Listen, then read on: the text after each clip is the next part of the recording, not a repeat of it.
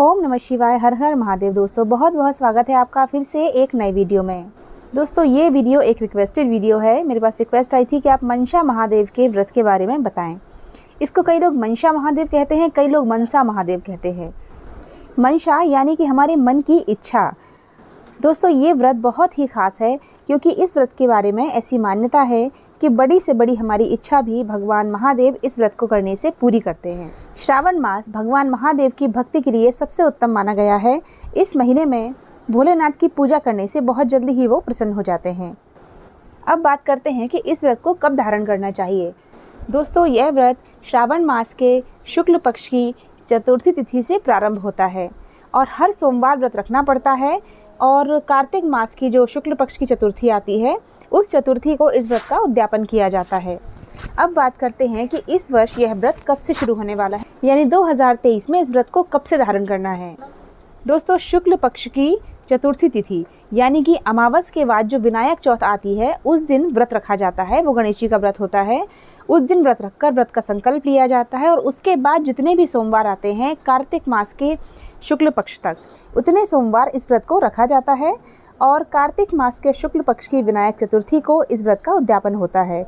इस बीच में और जितनी भी चतुर्थियाँ आती हैं उनको व्रत नहीं करना होता है, एक शुरुआत में और एक उद्यापन में।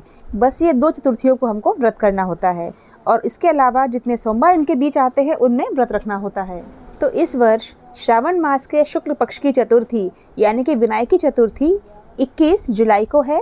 दिन होगा शुक्रवार। इस दिन से आप व्रत धारण कर सकते हैं। लेकिन आप सभी जानते ही होंगे कि इस वर्ष श्रावण मास 2 माह का है, एक अधिक मास है। तो अधिक मास में कई लोग व्रत धारण नहीं करते हैं, कोई नया व्रत शुरू नहीं करते हैं। तो अगले शुक्ल पक्ष की चतुर्थी आएगी 20 अगस्त को। अगर आप चाहें तो उस समय भी आप इस व्रत को धारण कर सकते हैं। वैसे आप इस बात की शंका बिल्कुल ना रखें कि अधिक मास में नया व्रत शुरू करें या ना करें, बल्कि अधिक मास में तो भगवान श्री हरि के साथ भोलेनाथ की पूजा भी हो रही है क्योंकि ये सावन का अधिक मास है। तो आप जब चाहें व्रत शुरू कर सकते हैं, जो आपके लिए कन्वीनियंट हो। आप चाहें तो 21 जुलाई वाली विनायक चतुर्थी या 20 अगस्त वाली विनायक चतुर्थी से कभी से भी आप व्रत शुरू कर सकते हैं। अब आपको व्रत कैसे करना है, संकल्प कैसे लेना है, ये मैं आपको बताती हूँ।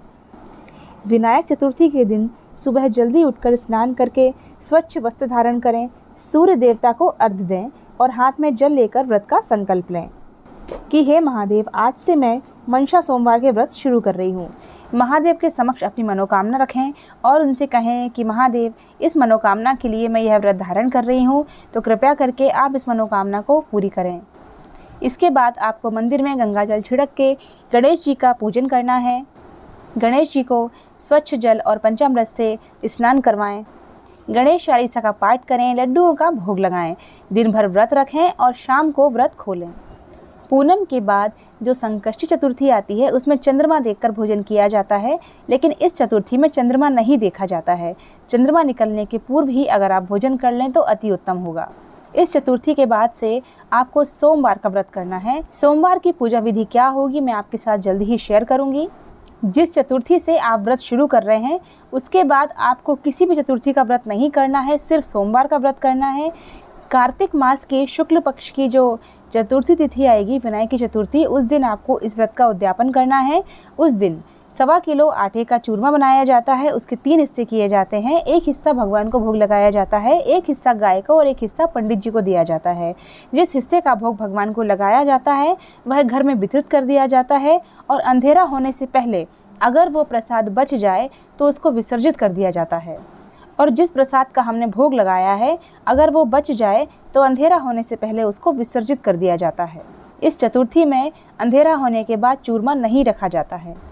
तो दोस्तों उम्मीद करती हूँ कि मनसा महादेव का व्रत आपको कैसे आरंभ करना है और इस व्रत के क्या नियम है, किस तरह से इस व्रत को आरंभ किया जाता है और इसका उद्यापन कैसे किया जाता है, आपको ये समझ में आ ही गया होगा। ये व्रत बहुत बड़े फलदायी होते हैं। कई लोग हर साल इस व्रत को करते हैं, लेकिन कई लोग 4 वर्षों तक लगातार भी इस व्रत को करते हैं क्योंकि ये व्रत सिर्फ 4 महीने रखे जाते हैं, सावन से लेकर कार्तिक मास तक। एक और बात आपसे कहना चाहती हूँ कि इस व्रत में सोमवार के दिन एक समय मीठा भोजन किया जाता है, लेकिन मेरे आसपास के कई लोग जो यह व्रत करते हैं वह इस व्रत को एक समय सात्विक भोजन करके भी धारण करते हैं। बिना प्याज लहसुन का खाना भी आप एक समय खा सकते हैं, लेकिन वैसे इस व्रत का विधान एक समय मीठा भोजन करने का ही है। तो दोस्तों इस व्रत से संबंधित सभी महत्वपूर्ण नियम मैंने आपको बता दिए हैं।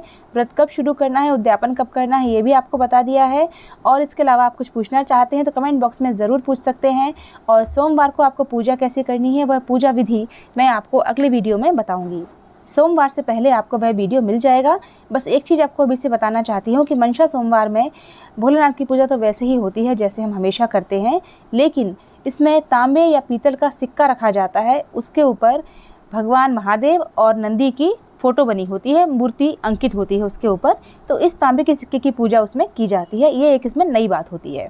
बाकी पूजा विधि क्या है वह मैं आपको पूरी करके दिखाऊंगी। तो दोस्तों बस अपनी वाणी को यहीं विराम देते हुए वीडियो को एंड करती हूँ। फिर मिलते हैं नेक्स्ट वीडियो में। वीडियो पसंद आया है तो लाइक शेयर करने के साथ साथ आगे की वीडियोज़ के लिए चैनल को सब्सक्राइब करना बिल्कुल मत भूलिएगा। और मेरे चैनल पर श्री शिव महापुराण की कथा तो आप सुन ही रहे हैं।